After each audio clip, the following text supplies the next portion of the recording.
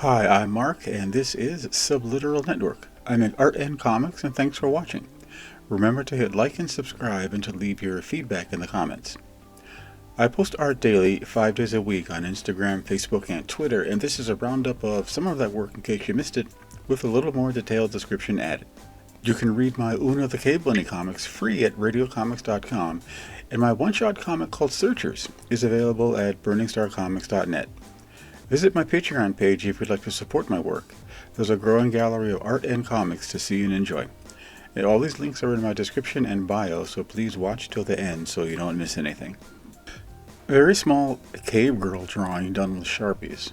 Every one of these always has a few things going on, like a little experimentation. For instance, I just sort of eliminated her nose on this because the drawing was so small. Whenever you see someone draw in black and white, they're always making choices. Everything has to be either black or white, but sort of in a real drawing, you need to have a little gradation, something to suggest gray. So in this case on the rocks, you can see kind of a stippling or a sort of a hatching effect. That's me trying to get a gradation in a black and white drawing. And I don't really have a signature that I use like a lot of people do, but I love the one that Alex Toth, who, well, you may not know who he is. He's a famous cartoonist, comic artist, and animation designer, and he has a great signature. And I think I used to copy it directly, but this is a little different, the one that I'm using here. I've just decided to sort of copy him, but not copy him. I can't help it. I'm going to admit that I'm copying Alex Toth's signature. Here's some black and white line work from the time when I was drawing Una the Cave Bunny in a horizontal Sunday comic strip format.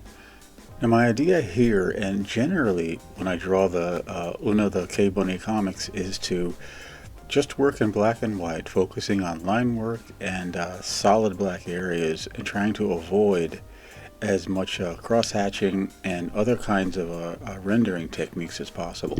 My intent is to leave large areas open for color because I wanted to work mostly in kind of lightening the feel of the strip.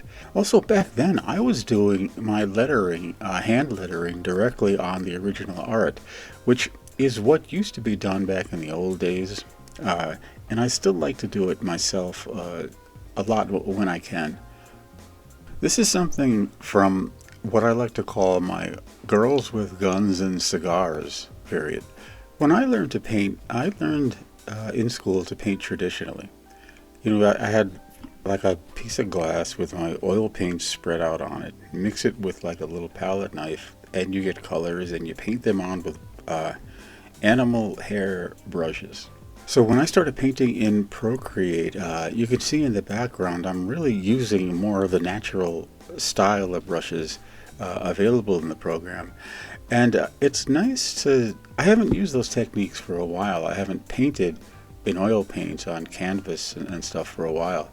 So painting in Procreate really kind of scratches that itch for me, instead of setting up with a whole bunch of paints squeezed out of tubes. I just fire up Procreate and brush around, and it kind of keeps me in practice, at the same time. But drawing this girl was cool. I drew her in Sharpies and Micron Pigma liners on paper, and I just sort of wanted to draw somebody sort of as thick as possible, as I was thinking at the time, and draw some jeans on there. And by the time I got to coloring, I wanted to switch out of the rut I was in. So instead of blue jeans, they're red. Instead of like black or brown hair, I wanted it dark, but I didn't want it brown or black. So I just kind of veered over to purple, and I kind of like the way it came out. And her eyes aren't really, they're really brown, but sort of normally I would have painted them in black or like a very dark blue. Most people who do art, it's possible to get in a rut. So you have to sort of sometimes consciously push yourself to do something out of your comfort zone.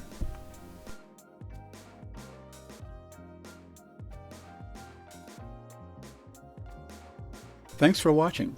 Thanks to my subscribers, and a special welcome to my new subscribers. I'm happy and appreciate that you enjoy hearing about my work, and I hope you can come back for more. Remember, joining me on Patreon helps me create the content you enjoy.